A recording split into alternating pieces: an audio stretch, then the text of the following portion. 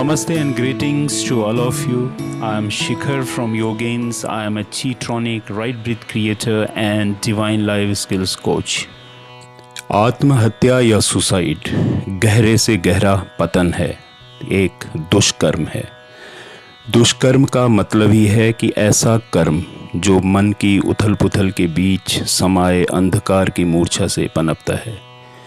जिंदगी को दो ढंग से जिया जा सकता है, एक मोमेंट टू मोमेंट, एक एक पल वर्तमान में जीने की कला, और दूसरा अतीत या भविष्य में। ज़्यादातर लोग फ्यूचरिस्टिक होते हैं, भविष्य की संभावनाओं व उम्मीदों के सहारे आगे बढ़ते हैं और अच्छे भविष्य की उम्मीद से हौसला मिलता है उन्हें जीने का। इसे आप महत्वाकांक्षा भी कह सकते हैं। महत्वाकांक्षा में एक आकर्षण होता है जो मनस पटल पर एक काल्पनिक सुंदर भविष्य की उम्मीद की झलक देता है और इसी झलक की रोशनी में जीवन आगे बढ़ता है।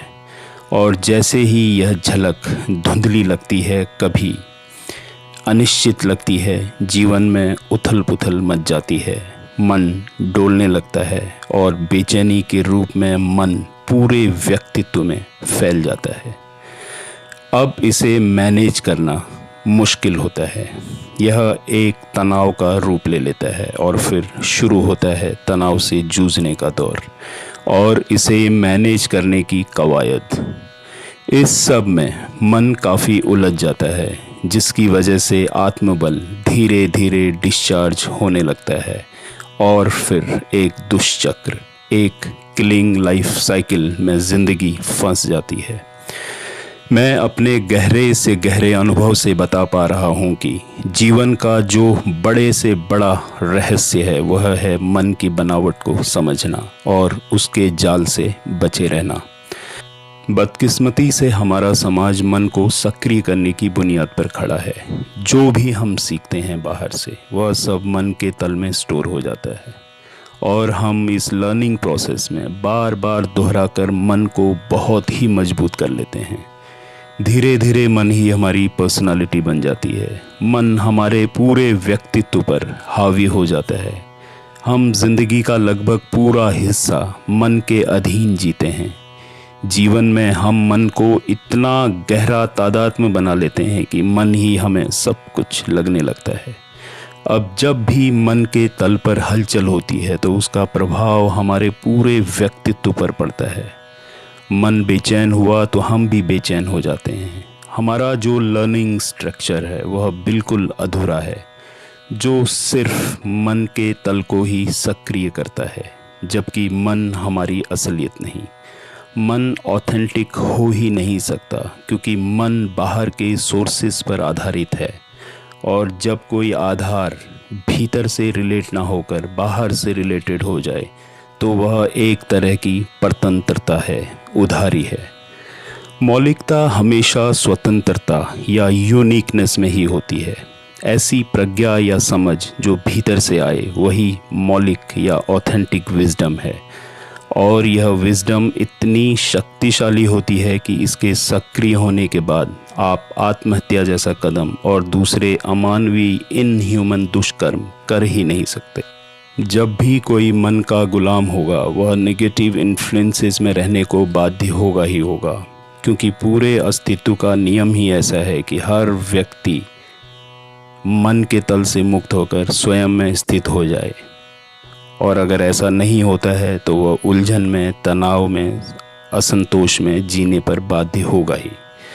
यह समझ हजारों वर्षों से मनुष्य की चेतना का हिस्सा रही है। तभी पतंजलि, कृष्ण, महावीर, बुद्ध जैसी प्रतिभाओं का उदय हुआ।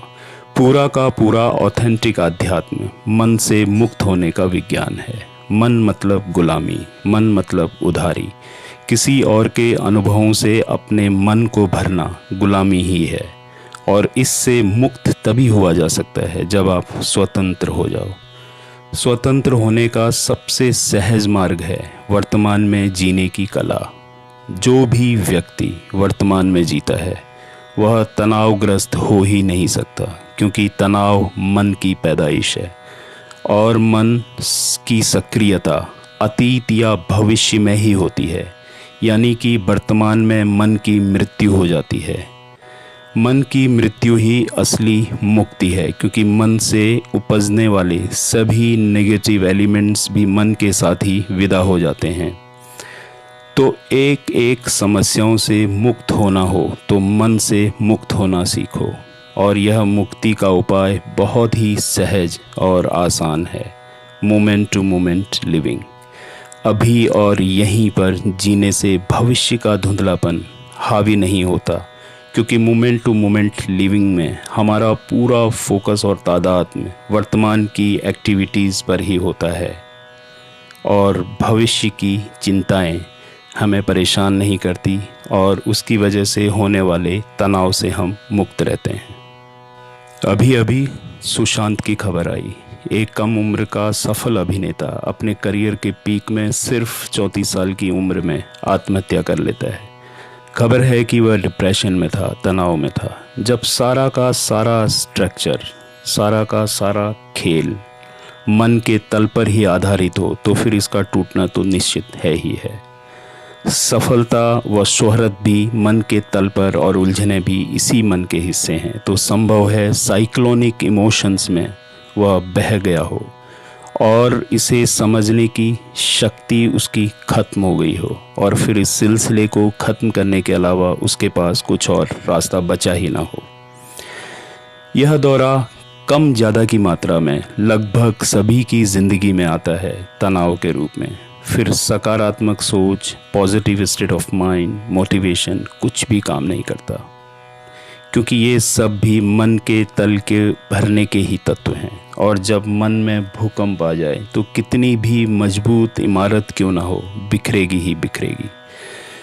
तो मन की परतंत्रता से स्वतंत्रता को अहमियत दें, अपने होश को बढ़ाएं, ज़्यादा से ज़्यादा ध्यानपूर्ण जिएं, टोटलिटी से जिएं, करें ज़्यादा, सोचें कम। इसे अपनी जीवन शैली बना लें, और बिना चूके रोज़ रोज़ होशपूर्ण जीवन जीने के प्रति जिम्मेदार बनें। आध्यात्म सबसे ज़्यादा ज़रूरी है। ध्यानपूर्ण जीवन शैली को अपनाएं और दूसरों को इसके प्रति जागरूक करें। यही सबसे बड़ा धर्म है। खुद को और इस समाज को ज़्यादा बेहतर जीवन जीने की प्रेरणा देने का संकल्प लें। बड़ा दुख होता है जब कोई ऐसे जाता है। जीवन में अपने एक गहरा संतुलन लाएं। बाहर की स्किल और भीतर का होश, दोनों का बराबर संतुलन बनाएं। इस कला में पूरा प्रयास लगा दें और महारत हासिल करें। जब आपकी प्रोफेशनल लाइफ और स्पिरिचुअल लाइफ संतुलन में होते हैं, तो फिर ऐसी नेगेटिव चॉइसेस आपकी ज़िंदगी में आ ही नहीं सकती। आप एक रेस्पेक्टेड लाइफ जीते हैं, आनंदित होकर, तनाव रहित होकर। यह पूरा अस्तित्व गहराई में एक दूसरे से जुड़ा है। हम सभी कलेक्टिवली यूनाइटेड हैं, एक दूसरे से जुड़े हैं। हम सब एक मायने में एक ही हैं। किसी एक का भी दुख हम सभी को कलेक्टिवली गहराई में दुख देता ही देता है। अगर आप थोड़ा संवेदनशील हो जाएं, तो महसूस करेंगे कि गहराई में किसी और की बेचैनी भी आपको बेचैन करती है।